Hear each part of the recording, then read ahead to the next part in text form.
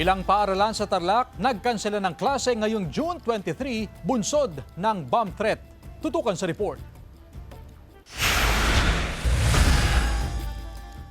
Ni-lockdown at kinansela ang ilang aktibidad ng ilang paaralan sa Tarlac ngayong araw matapos makatanggap ng bomb threat. Kabilang dito ang Tarlac State University o TSU. Nagkansela rin ng klase ang iba pang paaralan, kabilang ang Don Bosco Technical Institute Tarlac. Ang Creston Academy nag-shift muna sa online classes hanggang Biyernes habang patuloy na ina-assess ng mga otoridad ang sitwasyon. Nakipag-ugnayan agad ang Tarlac Police Provincial Office sa pamunuan ng mga apektadong paaralan para sa inspeksyon at tiyakin ang kaligtasan ng mga estudyante, guro at kawani. Agad naman pong nagsagawa ng kinakailangang security assessment at iba pang kaukulang hakbang para matiyak po yung kaligtasan ng mga estudyante, guro at yung mga kawani ng paaralan. Sa opisyal na pahayag ng pamahalaang lungsod ng Tarlac, kinumpirma ng PNP na walang nakitang anumang pampasabog o banta sa mga paaralan at ligtas ang mga ito. Patuloy ang investigasyon ng otoridad upang matukoy at mapanagot ang mga nasa likod ng bomb threat. Pinayuhan ang publiko na manatiling kalmado at iwasang magpakalat ng peking impormasyon. Nais nating ipaalala sa publiko na ang pagpapakalat ng maling impormasyon, faking ulat o bomb threat